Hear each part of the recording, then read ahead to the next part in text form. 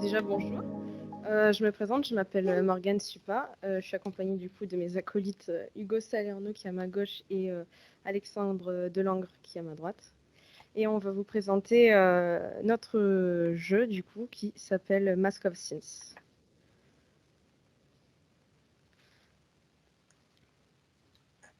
Alors déjà, présentation rapide du jeu.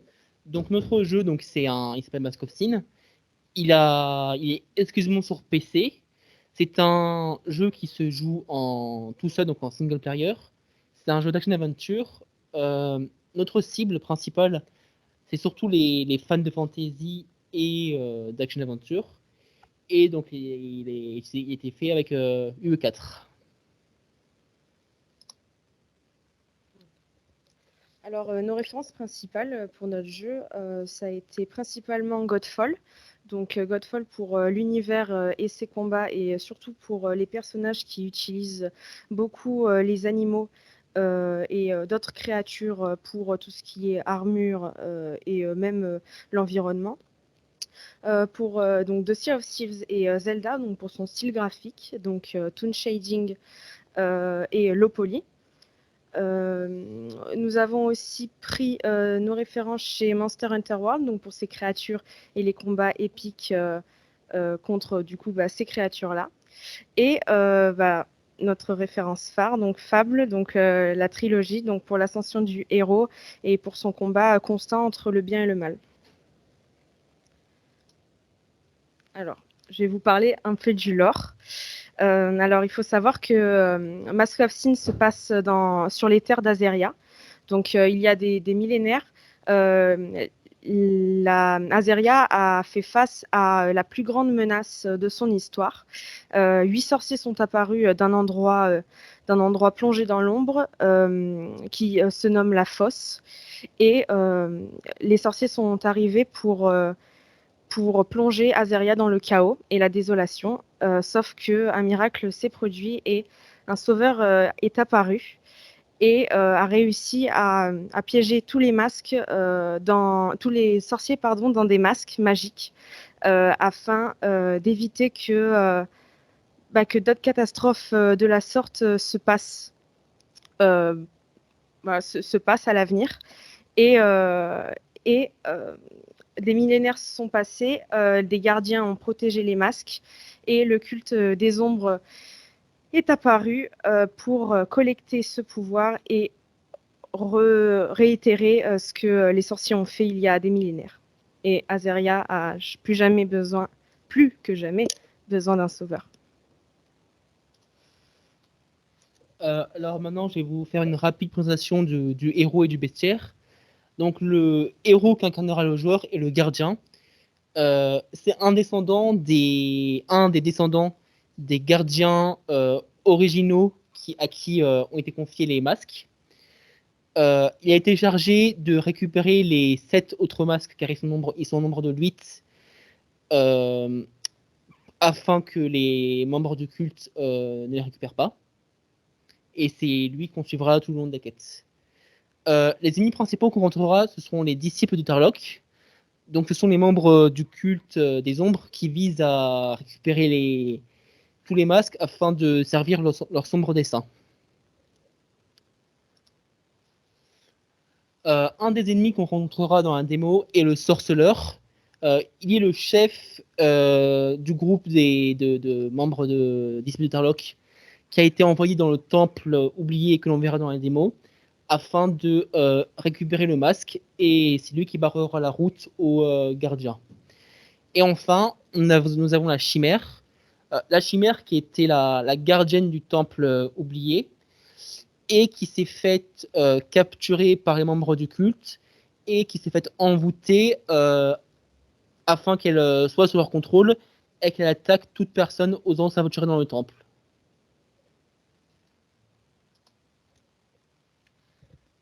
Alors, je vais vous parler du coup du scénario de la démo. Donc, il faut savoir que la démo se passe donc dans le temple oublié. Donc, c'était le lieu de culte et de dévotion des anciens mages de l'ancien royaume. Donc, c'est avant la Grande Guerre. Le temple a été laissé à l'abandon après donc cette grande bataille. Et il y a un volcan qui est au-dessus du temple qui s'est mis en éruption pour une raison inconnue. Les mages qui travaillent avec le gardien l'ont alerté sur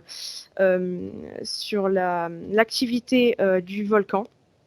Et ils l'ont alerté aussi que le volcan et que le temple est sous emprise de magie noire. Et ce n'est rien d'autre que à cause du culte des ombres, donc les disciples de Tarlok, qui sont en train de profaner les lieux parce qu'ils ont trouvé l'emplacement d'un des masques. Et le but, c'est de trouver le masque avant eux. Donc pour ce qui est du design des masques, on a voulu sortir du cliché des masques qui donnent des pouvoirs liés aux éléments, donc au feu, à l'eau, électricité, etc.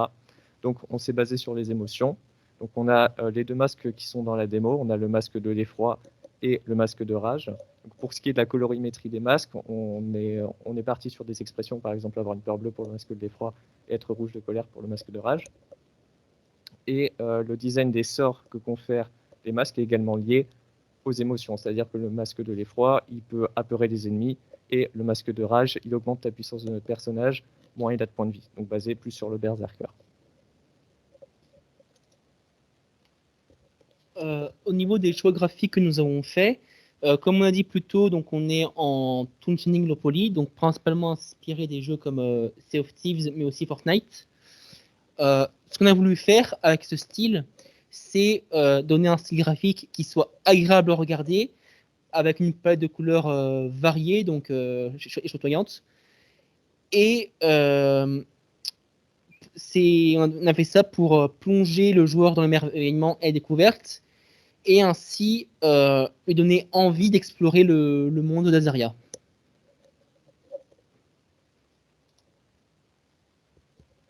Pour ce qui est de l'expérience du joueur, donc le joueur va alterner plusieurs environnements qui sont très variés au niveau de l'ambiance et surtout des choix des couleurs, vu qu'il va alterner des endroits où il y a de la lave et des endroits où il y a des cristaux, donc il y a une ambiance qui varie énormément en fonction de l'environnement où est le joueur. Donc il n'y a pas de restriction, il n'y a pas de chemin imposé, le choix n'est pas linéaire, le joueur peut choisir d'explorer les chemins qu'il veut en premier. Pour ce qui est de la difficulté du jeu et les ennemis, les phases sont alternées et la difficulté du jeu est progressive par rapport aux ennemis. Sans entrer trop dans les détails,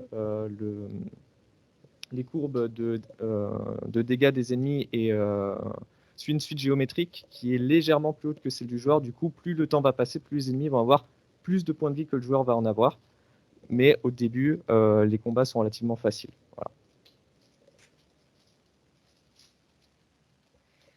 Alors, je vais vous parler du level design.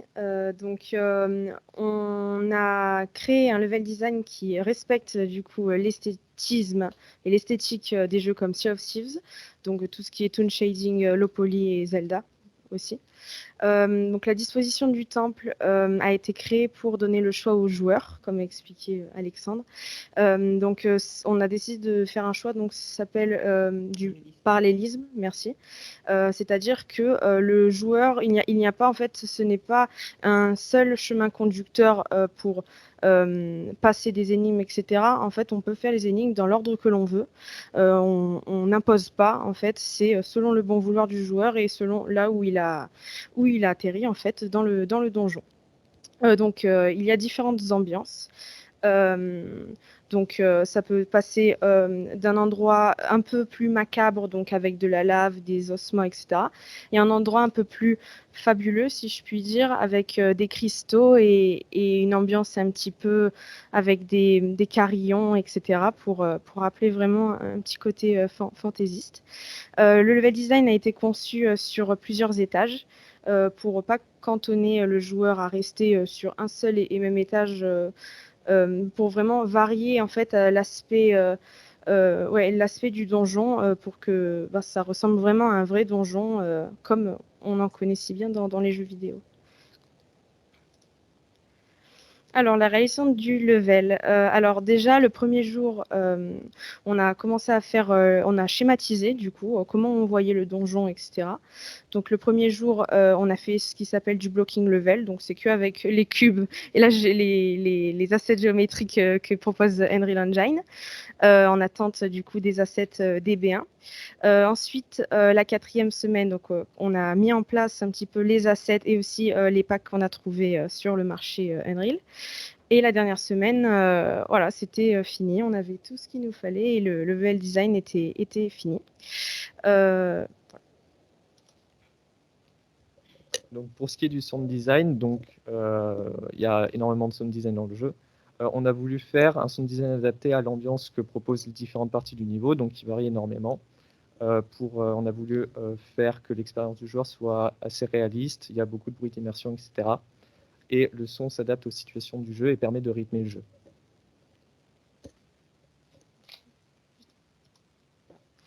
Alors, je voudrais remercier Mathieu Solin, donc, qui est un comédien doubleur qui a bien voulu prêter sa voix pour quelque chose que je vais vous montrer après.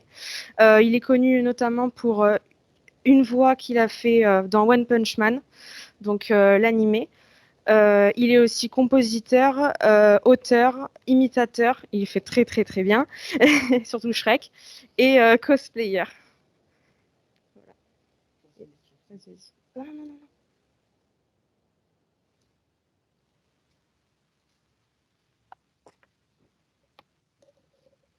Augmente le son parce qu'ils vont pas entendre. Et non, tu vont pas entendre. Non, non, ici non. Ici non, ils vont pas entendre. Il faut augmenter le son. Mais ils vont pas entendre ici, ils ont laissé le son. Ah,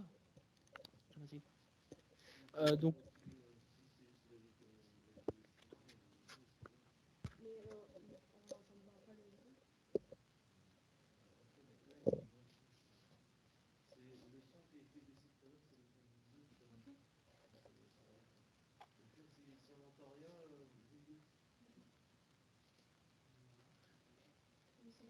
Pour l'instant, on n'a pas de son. Hein. on a, oui. Je le dis au cas où. Donc là, on va vous montrer la petite cinématique dont parlait Morgane. Laissez-moi vous raconter l'histoire d'Azeria. Au commencement, régnaient les mages. Leur pouvoir était incontestable, jusqu'au jour où 8 sorciers apparurent d'un endroit appelé la Fosse. Ils exigèrent des mages leur adoration, les obligeant à plier le genou devant eux. De leur refus émergea une féroce et sanglante bataille. Les sorciers furent victorieux et Azeria plongea dans les ténèbres. Alors que le mal se répandait, provoquant chaos et désolation, un être de sagesse apparut. Codius, le puissant archimage, se dressa contre eux. Il enferma le pouvoir de chaque sorcier dans des masques magiques avant de les confier aux gardiens. Mais le héros disparut sans laisser de traces derrière lui.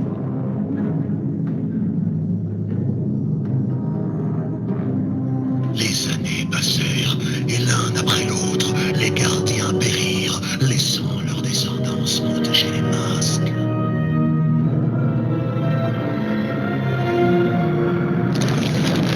Certains d'entre eux étaient déterminés à réunir les pouvoirs dévastateurs des 8 sorciers et à restaurer les ténèbres. L'ordre des ombres était né, alors que leur noir dessein s'élevait sur son monde. Tu es apparu.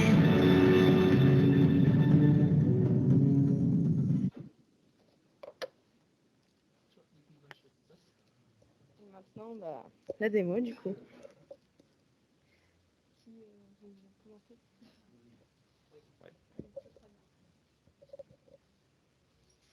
À côté de moi, Hugo.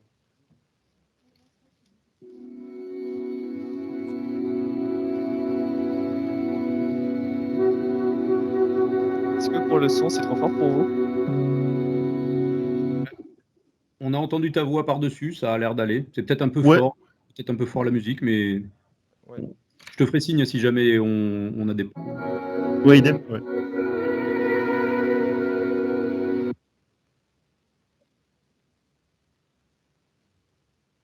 Au début du jeu, on a une cinématique, légère cinématique, l'endroit où le joueur est apparu. Avec le volcan qui a repris l'activité.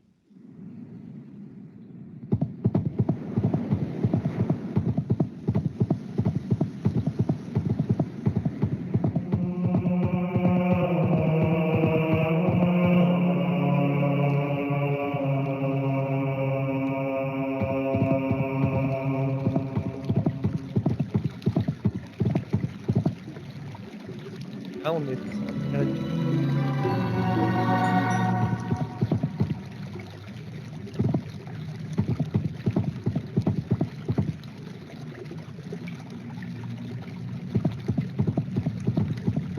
Je confirme que le son du jeu passe par-dessus.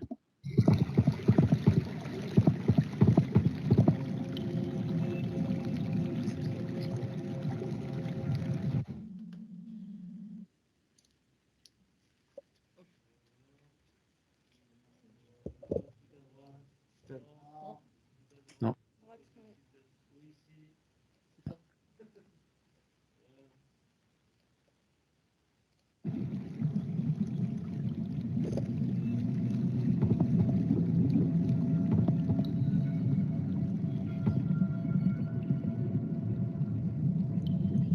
Ennemi que mon joueur.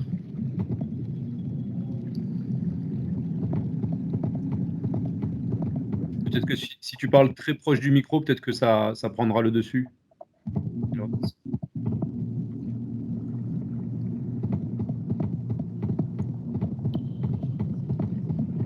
Donc là, Morgan va dans la salle des trésors. Il y a, voilà, il y a un écriteau. Parce que voilà, au-dessus, il y a une langue, la langue d'Azeria. Et donc, du coup, on doit appuyer sur F pour déchiffrer. Et là, on est face à la première énigme du jeu.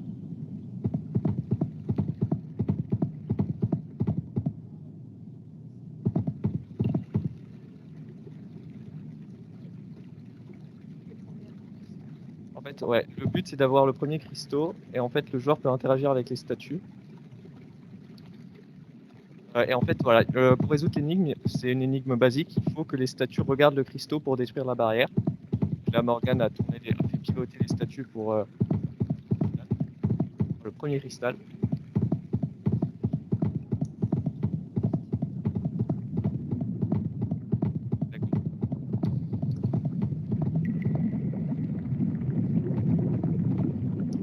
Là, on a un petit peu du lore dans l'histoire avec les livres.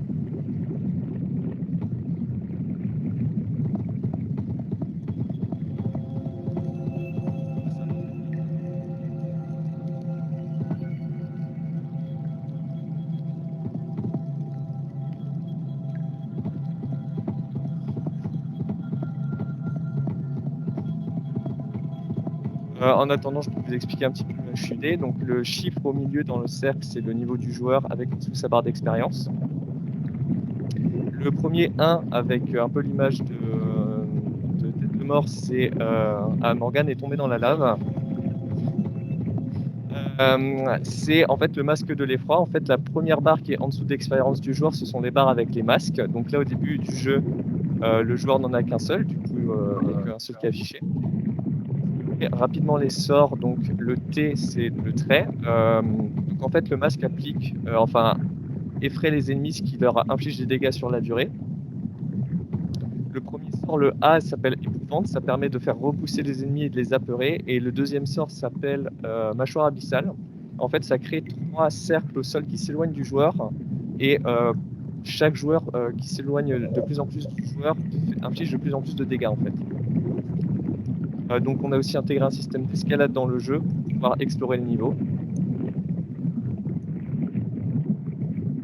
Et la case manquante est pour l'ultime. Voilà, je vais pas préciser. Le HUD en haut à gauche, c'est couleur et le niveau du masque. En fait, chaque masque a un niveau. Et lorsqu'on atteint un certain niveau, on débloque le type du masque.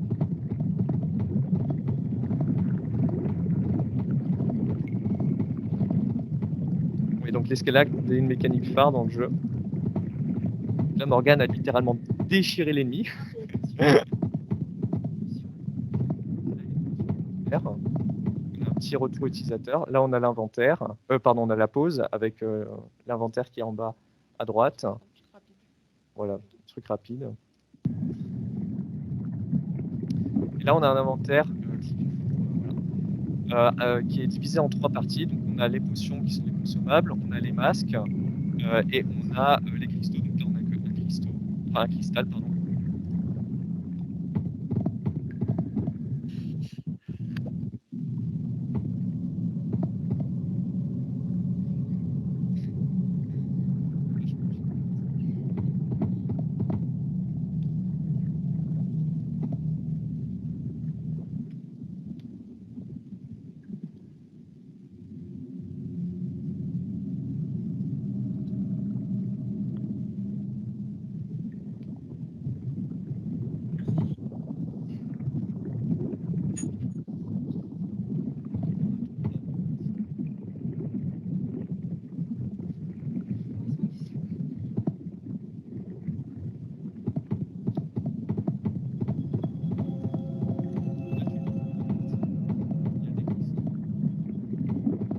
Des cristaux sur la map.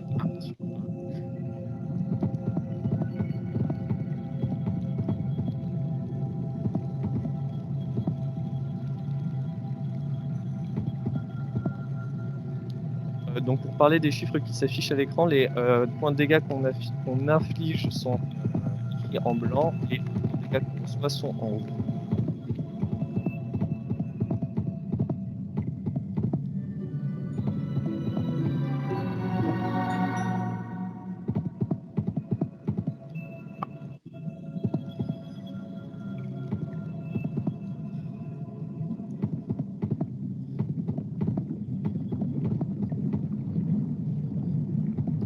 Morgane vient de me dire qu'on est devant une énigme.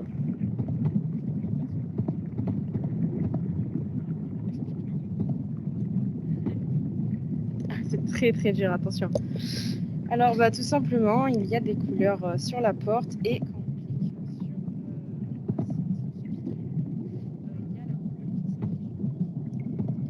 quand on clique sur T'entends plus? Pourquoi? On m'entend? Ouais. Ah. Je pense que vous parlez très proche ou très fort. Oui. Alors du coup, il y a les petites couleurs et logiquement, il faut mettre la bonne combinaison de couleurs. Faire la porte.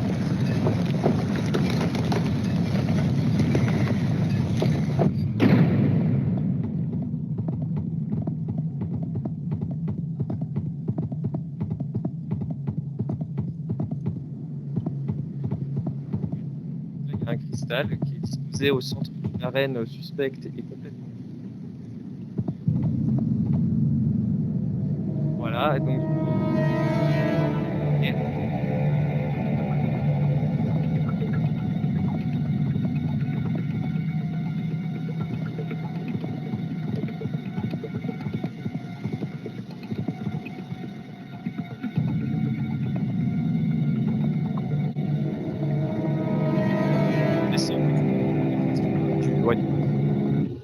Le boss a plusieurs phases. Donc en fait, première phase, il lance juste les sphères. Ensuite, une fois qu'on le met à la moitié de sa vie, il va se téléporter dans les airs comme vous pouvez le voir et invoquer des sbires pour faire le travail à sa place. Une fois qu'on a tué tous ces sbires, il revient par terre pour nous attaquer avec un nouveau sort, comme vous pouvez voir. En gros, il trace un cercle magique à notre position et si on n'est pas assez rapide pour esquiver, on se prend des pics. Donc là, il est passé à 25% de sa vie. Il a invoqué de nouveau des sbires.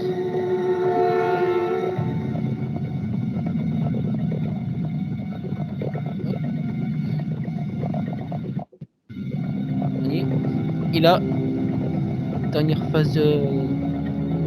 Ouais. Dernière phase boss. En gros, maintenant, si on s'approche trop de lui et qu'il reste longtemps son corps à corps, il créera des épées autour de lui qui nous infligent de très gros dégâts si on se les prend.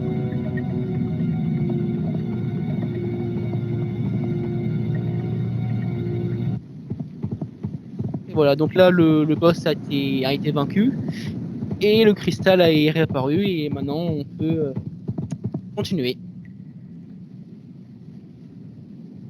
Donc là, on voit un cristal exactement.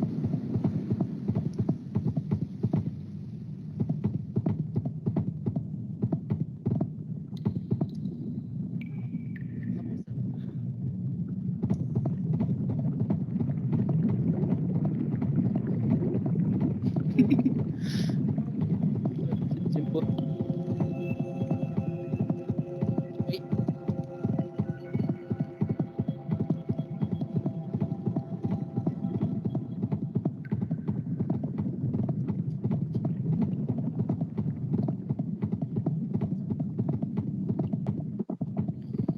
On n'a pas besoin. Voilà.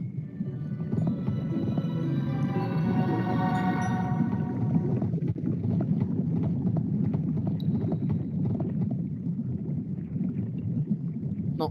Bon. Et maintenant, Morgane va aller chercher le dernier cristal qui était dans la salle où il y avait des cascades. Maintenant, le niveau d'eau a suffisamment baissé pour qu'on puisse aller le chercher.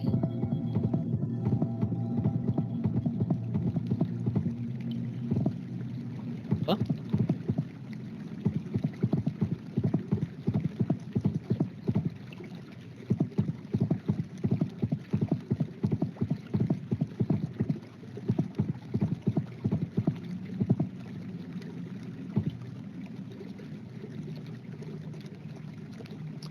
Et les trois.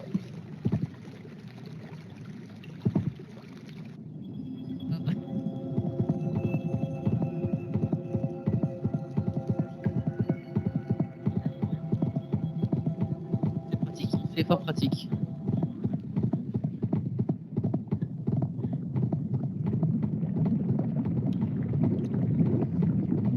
On voit une très grande porte. Il va falloir faire un peu de saut pour y accéder.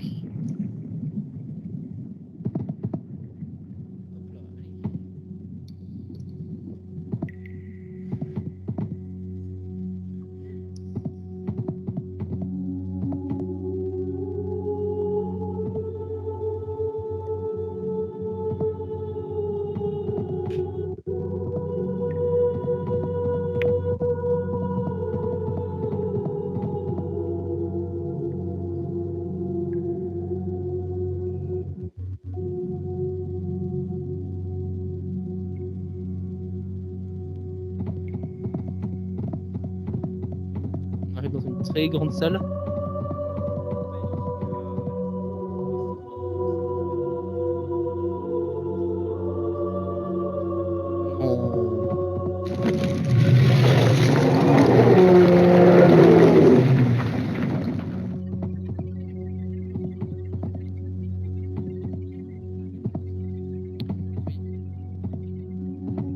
Les amis après, hein.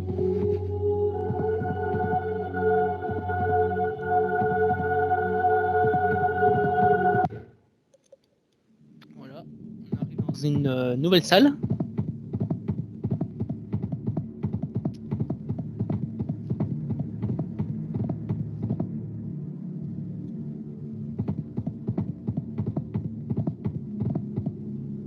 Là, du coup, on est en dessous du volcan qui est entré dans l'air. Et en arrière. Là, on voit le masque de rage. Non, plus.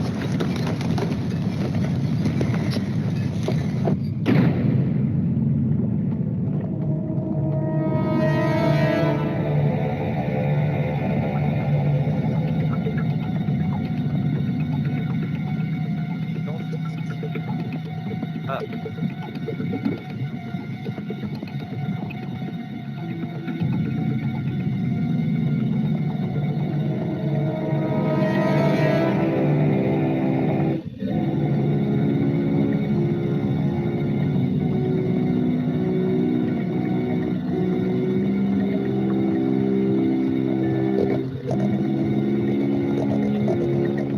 ensuite, là, on demande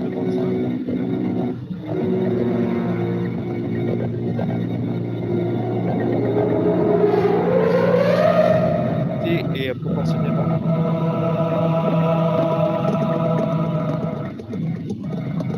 Après, la 2 vers un âge, vous faites 2% de points de vie manquants pour infliger un petit.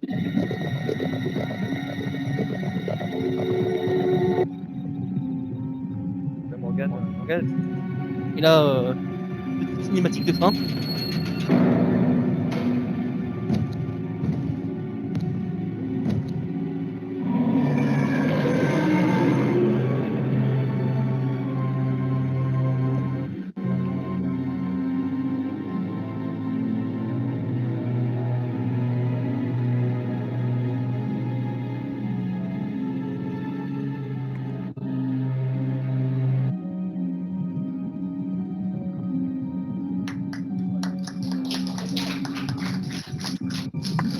Merci. Non, un truc incroyable, attends, je suis très fière de moi. C'est sûr de vouloir quitter. Oui, je suis sûre de vouloir quitter.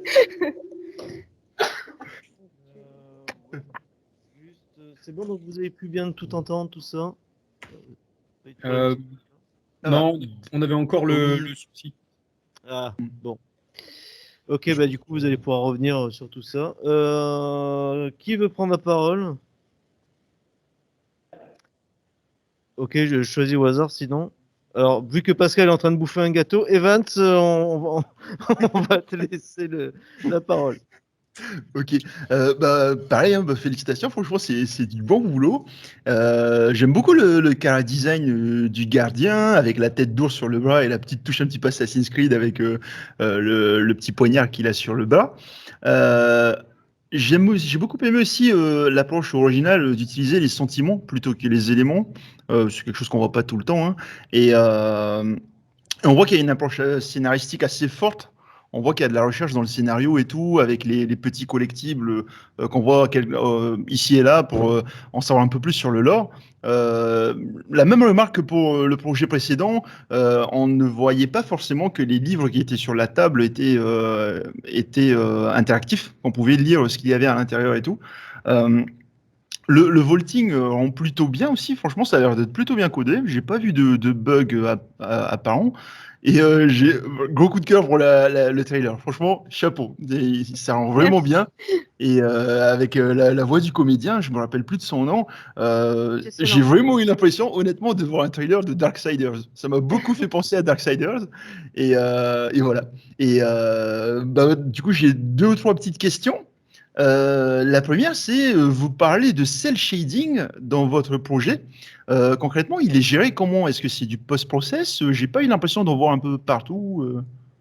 Alors, toon shading, plutôt parce qu'on n'a pas utilisé. Ouais. J'ai suivi votre tuto, bien sûr. Et oui, du coup, le post-process, il y en avait un. Peut-être un D'accord. petit peu. Il y en avait vraiment un petit peu, donc je ne sais pas si ça se voyait vraiment. Mais voilà, c'est géré grâce à votre tuto. Mais du coup, ouais, il y a le post-process. J'ai cru le voir en fait sur les landscapes de temps en temps. Sur le personnage, on dirait pas qu'il y était. Sur le personnage principal, j'avais l'impression. Alors, je pense que oui. Bah, normalement, en fait, j'ai fait pour que tous les acteurs, enfin, toute la Ah, scène. ok. Après, je sais D'accord. pas. En fait, c'est peut-être le débit d'image parce que chez moi, ça saccade un petit peu. Ah. J'aime bien donner la blague de la connexion cocotier qui déconne un peu chez nous des fois. Euh, Et sinon, à part ça, il y a le sound design interactif. Est-ce que vous avez utilisé F-Mode? Non. D'accord, parce que j'avoue que les transitions se faisaient vraiment de manière assez seamless. Enfin, on voyait pas vraiment la transition et franchement, c'était plutôt bien géré. Et une dernière petite question, je pense que j'ai du mal à comprendre cette partie-là. Est-ce qu'il faut absolument aller dans le menu pause pour utiliser les potions? Oui. D'accord, ok. Peut-être qu'il aurait fallu ajouter un bouton, ça évite de casser un peu l'immersion, je pense, Oui, tout à par fait. rapport au jeu. En fait, les potions sont à la fois dans le menu pause et dans l'inventaire, mais oui, on est obligé d'accéder dans l'un des 2 menus pour avoir les potions. Ah oui, d'accord. Ok, ouais, c'est ce que je comprends à un moment. J'avais l'impression que l'inventaire, lorsqu'on accède à l'inventaire, il n'arrête pas l'exécution du jeu ou est-ce qu'il met le jeu en pause? Non, non, oui, il met en pause, il met en pause. Oui, il met en pause. D'accord. Ok. Bon, c'est tout pour moi. Si c'est à moi, bah, je te rejoins sur à peu près tout ce que tu as dit. J'ai été pas mal bluffé effectivement par la cinématique d'intro. Bon, la voix, l'ambiance, il y est pour beaucoup, mais même graphiquement, j'ai trouvé que c'était du super boulot. Je sais pas qui a taffé dessus, mais voilà, c'est vraiment assez impressionnant. Oui, j'avais à peu près les mêmes questions sur l'inventaire. Il y en a un qui est miniature avec juste les potions qui, on voit bien que c'est en pause parce qu'il y a un floutage et puis bon. Et l'autre, il n'est là que à titre informatif, c'est-à-dire qu'il n'y a pas d'interaction possible. Celui qui est en plus grand, qui permet de voir aussi les cristaux, etc. En fait, il est interactif pour les potions. Quand on clique dessus, en fait, c'est pareil que pour le menu pause, on peut consommer des potions. Par Pour l'un ou les- par l'autre. Ok. Pour les masques, en fait, on peut juste passer la souris dessus pour voir, voilà, c'est le masque de l'effroi, c'est le masque du berserker, etc. Et pour les cristaux, voilà, c'est pareil, c'est juste les cristaux. Voilà. Ok. Au tout début, vous avez dit que pour la difficulté, c'était avec le temps que plus le temps passait, plus en gros les ennemis étaient boostés, que ce soit leur HP, soit leurs dégâts, etc. Ce qui veut dire que si je me mets pas en pause, que je me mets dans un coin, je vais faire un truc, je reviens, la progression a continué et du coup c'est injouable ou comment ça se passe? Non, c'est pas ça. En fait, ce qui se passe, c'est que les ennemis ont toujours le même niveau que le joueur. Et toutes les formules qui gèrent les points de vie, les points de dégâts, etc., sont des suites géométriques à raison R, en fait, pour le joueur de 1,04. Et pour D'accord. tous les ennemis, c'est toujours plus que 1,04, c'est jusqu'à 0,7. Donc, du coup, plus le joueur est haut en niveau, plus les ennemis vont avoir plus de points de vie et points de dégâts. Donc, en fait, si le joueur, par exemple, il veut courir tout droit et absolument finir le jeu le plus vite possible, il va être très bas niveau, les ennemis vont globalement avoir des points de vie assez faibles, des points de dégâts assez faibles. Et si le joueur prend son temps, qui monte en niveau, qui monte au niveau 10, etc., on peut assumer qu'il a bien maîtrisé ses sorts, qu'il sait bien gérer son personnage, et donc du coup, les ennemis vont avoir plus de points de vie et de points de dégâts. Mais rien D'accord. n'est géré en fonction du temps, c'est toujours en fonction du niveau du joueur. Ok, j'avais peut-être pas très bien compris alors. Ok. Après, j'ai peut-être une remarque sur le son des pas du héros. Sur une démo de quelques minutes, ça va, mais je me dis que c'est un son qui est peut-être assez prenant avec le temps. Il est un peu lourd, son pas, il est un peu.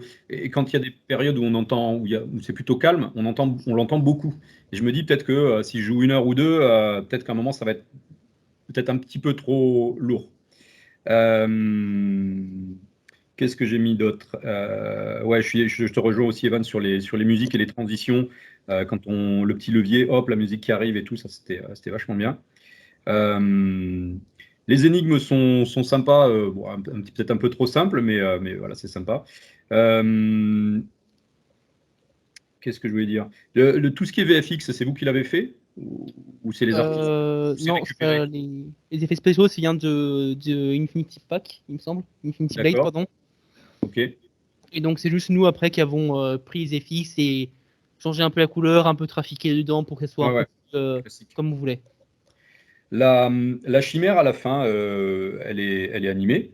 C'est un objet que vous avez récupéré aussi, ou j'ai plutôt eu l'impression que c'était une de votre création au tout début de PowerPoint. Oui, tout à fait, ça a été fait par une des game artistes.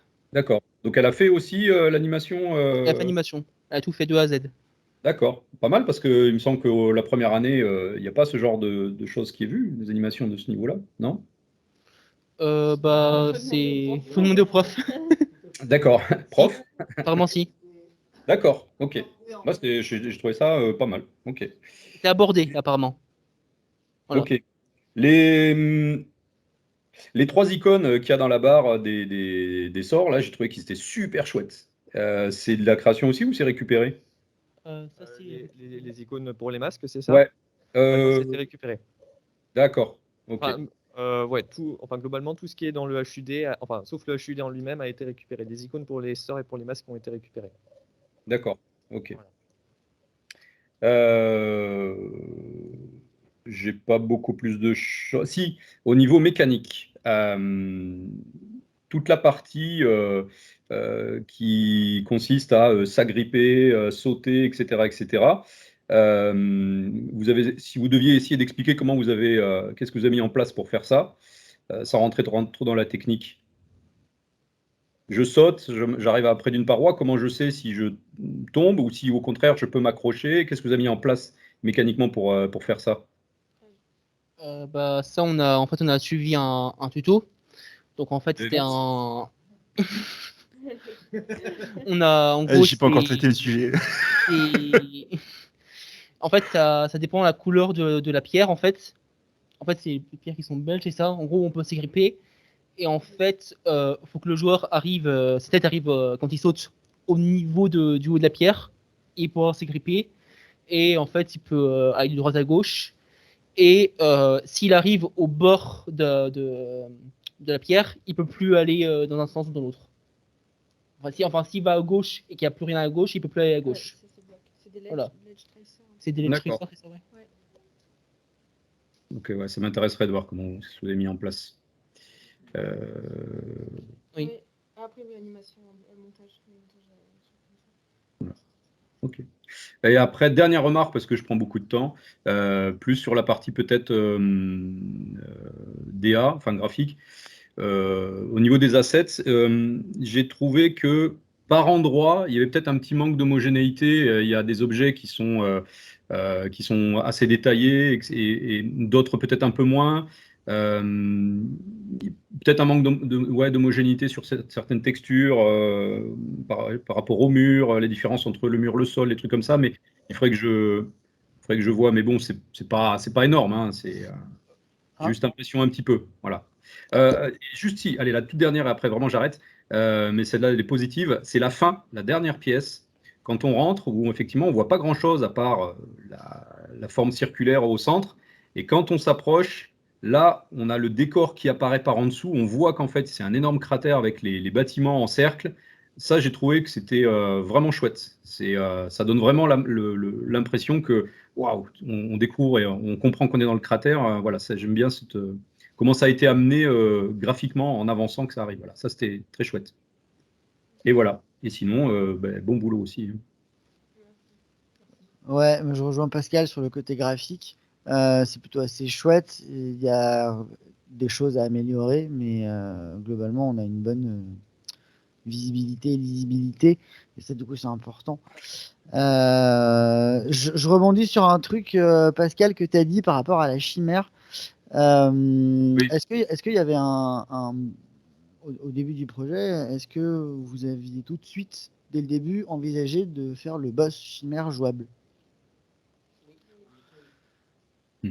Et pourquoi vous l'avez pas fait? Par manque de temps On ou- a du code.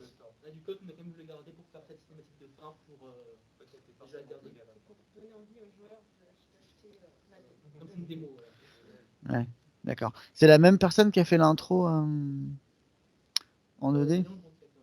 C'est Leandro qui a fait l'intro, d'accord. Ok, ça marche. Qu'est-ce que j'ai noté d'autre? Alors, moi, j'ai trouvé que c'était bon. J'ai pas vu de truc super original en termes de game design, à part le coup des masques sur les émotions. Ça, pour le coup, ouais, c'était une bonne idée. Ouais, Ça d'accord. change un peu et ça rajoute du frais. Après, qui grimpe, qui saute. Non, mais enfin, voilà, ça marche, mais il aurait peut-être fallu chercher un truc différent ou à présenter différemment parce que c'est vrai que le lore est quand même vachement intéressant. Le coup des masques et des sorciers, là, c'est. Enfin, en fait, vous embrayez sur un truc qu'on ne voit pas souvent et on revient à des mécaniques un peu plus standards. J'ai trouvé ça un peu dommage, mais je pense que c'est améliorable. Voilà, après.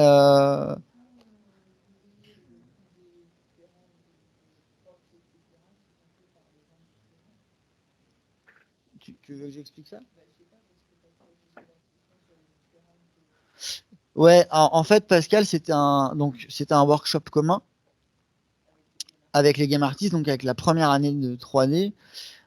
Et en fait, leur brief, comme ça tout le monde est au courant, c'était que tous les élèves de la B1 devaient au minimum faire 2 assets par projet. Mhm. J'ai bien dit au minimum. C'est pour ça que dans les jeux, en fait, il y a quelques incohérences graphiques parce qu'il manquait des objets sur certains groupes que vous avez dû combler avec des packs en fait déjà existants.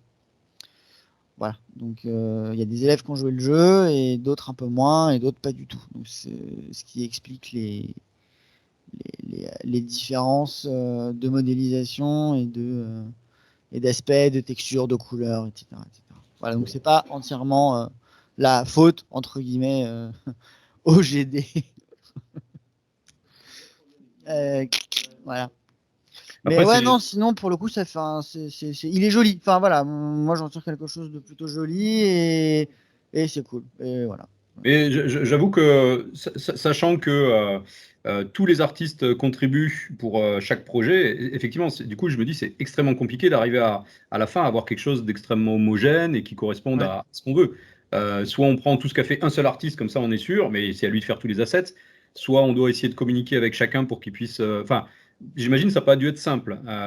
Donc le résultat est pas si mal que ça, avec la contrainte de départ. Oui, non, c'est clair. Oui, en plus, il y a aussi votre gestion du temps qui a contribué aussi à ne pas avoir les assets à temps, etc., etc. Donc, au final, vous en sortez super bien. Le jeu, bon, je ne vais pas redire tout ce qui a été dit, parce que vous en avez marre sûrement d'entendre des compliments. Moi, du coup, je vais dire juste un truc qui est pas, qui me gêne un peu dans le jeu, c'est l'animation du combat du personnage. Euh, on a l'impression qu'il a une épée longue quand il agit, les mouvements un peu au ralenti, etc. Alors qu'il a un truc vachement court et dans Assassin's Creed, justement, référence, les attaques sont plus rapides. Enfin, donc, il faudra peut-être revoir les rapidités d'animation, juste pour redonner un peu de cohérence sur l'arme qu'il a en main et la façon dont il attaque. Mais voilà, c'est le seul point négatif que je vois par rapport à tout ce que vous avez fait. Ok, très bien. Applaudissements, puis on va passer au troisième projet. Vous pouvez y aller. Donc, non, j'ai pas donné. Mais Pascal, à toi. Ah non, pardon. Evan, à toi de dire donc il reste plus que 2 mots. Ah oui, c'est vrai. Alors, il est resté donc western et dissension. C'est ça. Je vais prendre ouais, dissension, allez. Ok.